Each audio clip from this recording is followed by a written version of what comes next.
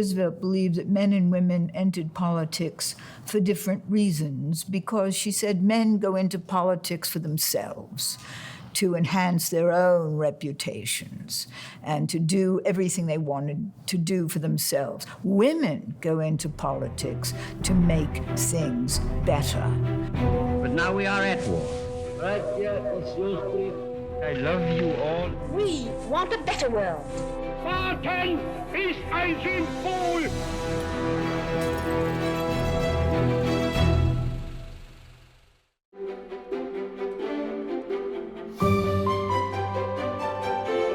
And she used her first ladyhood in a way that nobody else ever used first ladydom. She had a syndicated column from about 1936 to the end of her life, every day, my day, and she wrote for every, for Look and Life and Time and Newsweek and Red Book and all the great magazines, and really had a very public life. And take great pleasure in thus participating in the inauguration. Then comes the comparatively simple job of smashing the champagne bottle.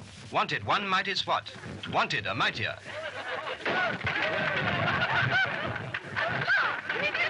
The way the press covered her was different in that Eleanor Roosevelt changed the game. She had press conferences for women journalists only. And that meant that all the great news agencies had to hire women reporters. And it meant that she was covered with approval by the press, by and large. And every once in a while, he would say, please, for various reasons of state, you must not say anything about this now. And she honored those restrictions. But by and large, he encouraged her to speak her mind and be free and do what she wanted to do. And that was the essence of their partnership.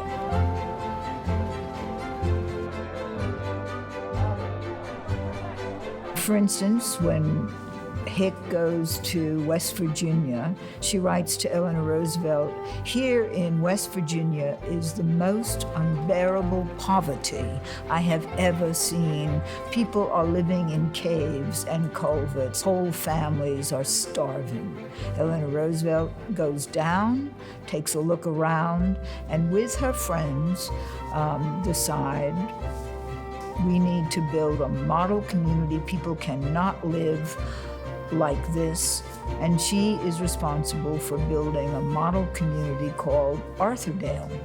And Arthurdale is an amazement. Everybody, every family will get, hot and cold running water, flush toilets, an acre or a half acre of land to cultivate, and people will have work to do. The combination of housing and work is the vision.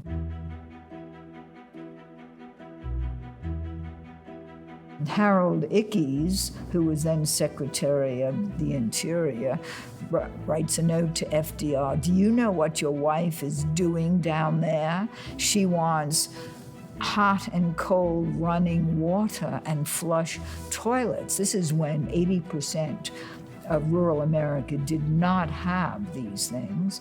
She's spending money like a drunken sailor. If your wife has her way, how are we going to tell the rich from the poor? And Eleanor Roosevelt responds, well, in matters of such simple dignity and decency, we should not have to tell the rich from the poor. So Arthurdale is one built in 1934, and then it's one of about 60 model communities that she is responsible for.